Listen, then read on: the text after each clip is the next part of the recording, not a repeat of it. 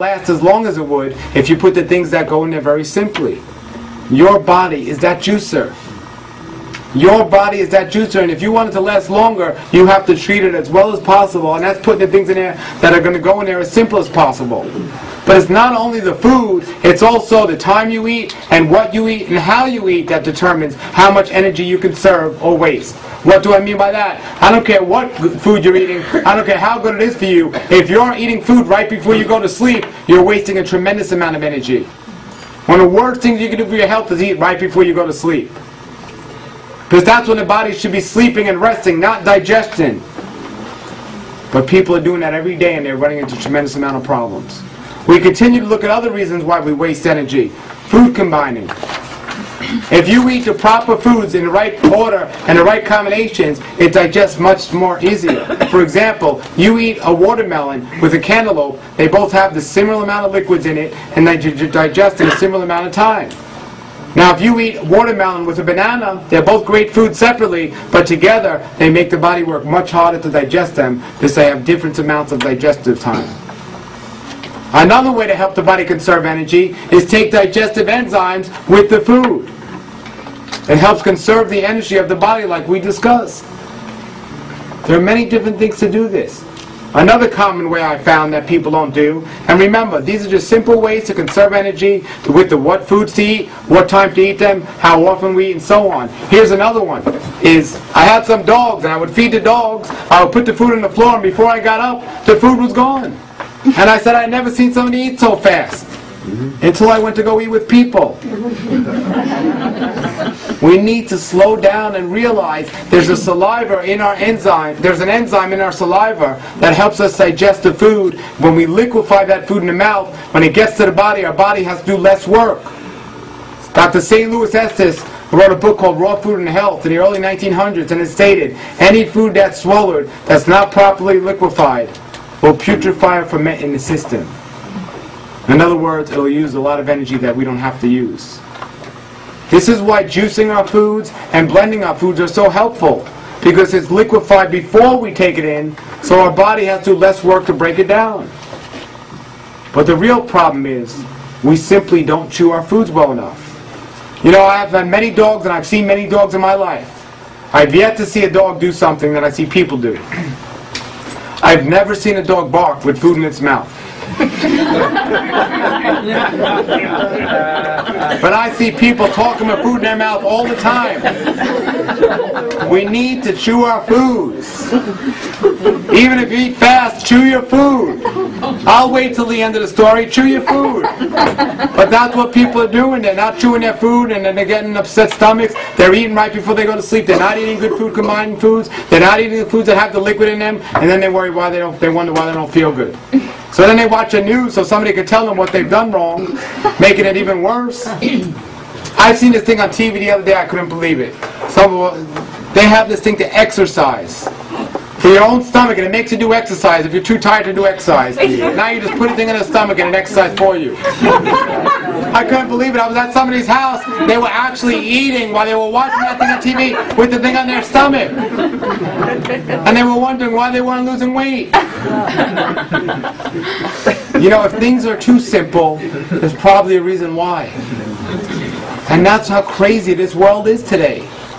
We have to eat the foods that have the most nutrients, the fruits, the vegetables, the live sprouts. And we have to eat them in a way that's going to conserve our energy, not waste our energy.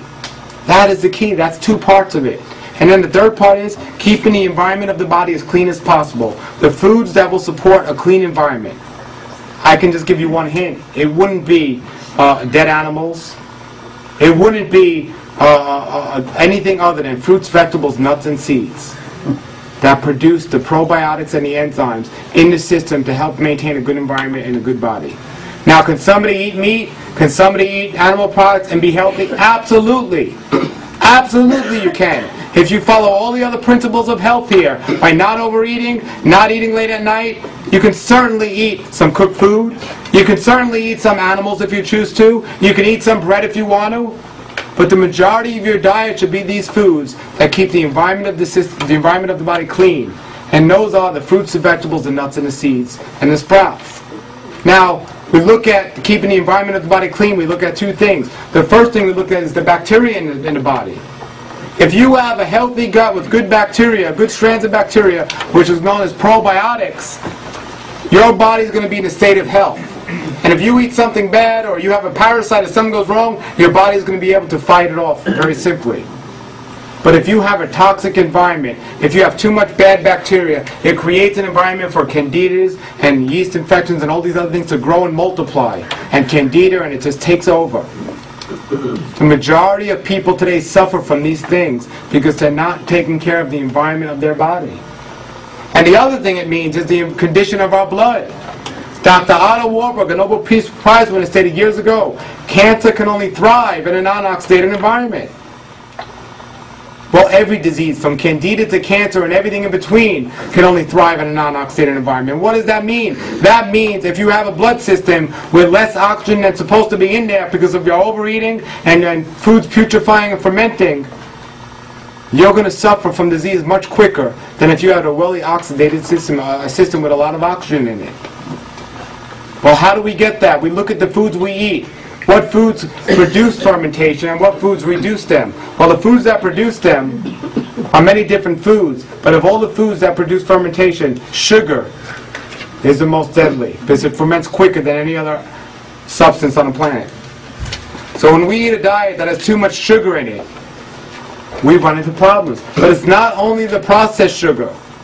It's not only the sugar that's found in starches that convert to sugar in the body quite regularly quickly. It's also the sugar found in massive amounts in the hybridized fruit that's out there today.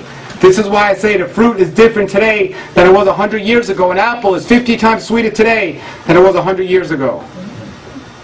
And I know a lot of people that they go from eating McDonald's and then they switch to eating a lot of fruit, and that's a step in the right direction. But eventually they got to cut down on the fruit because it has too much sugar, and they have to start eating some healthier choices. The healthiest choices for our body are the sprouts. The green sprouts, the wheatgrass, the sunflower sprouts, the sea vegetables. You know, most people don't know how important these greens are and the sea vegetables are. I didn't know what sea vegetables are when I started eating this way. You know, I was asking everyone. I kept hearing, I interviewed all these people. Everyone told me to eat sea vegetables. I was going out to everyone, what are sea vegetables? And then one day somebody told me, they threw a whole bunch of vegetables in front of me. They said, you see? Sea vegetables are another way to say seaweed. They say, you mean that stuff you kick on the beach? That's exactly what I mean. And then people with the excuse, oh, I could never eat that, I hate that. And then they go eat sushi. Guess what that's wrapped in? We have to understand these things are the highest quality foods you can eat from the ocean are the sea vegetables, not the sea fish. The highest quality foods you can eat from the land are the wild edible green herbs and so on. And the sprouted nuts and seeds and fruits and vegetables and grains and beans. Sprouted, raw, uncooked. These are the highest quality. Is it available to us? Not only is it available to us, it's the cheapest way to eat, the simplest way to eat, and the quickest way to eat. You can get 1 pound of sprouts and make over 5 pounds of food. And has more nutrition than any other food you could buy anywhere. But people are just complaining and saying this and saying that, and making excuses and so on. We have to understand this if we want to be healthy. We all have the capability and the opportunity to do this. We need to keep the condition of the blood clean. And we can make this happen. So now we have this formula for health. Now we have the equation to get the formula for health, eating the foods that are going to give us the most nutrients while using the least energy to get those nutrients, while keeping the environment of the body as clean as possible. And by the way, when you eat raw foods, it makes you talk very fast. But we're in the Northeast, so I can get away with that. So we need to make sure we do this. Now I'm going to give you 4 steps to make this happen. I'm going to give 4 steps how we can all start this in our lives immediately.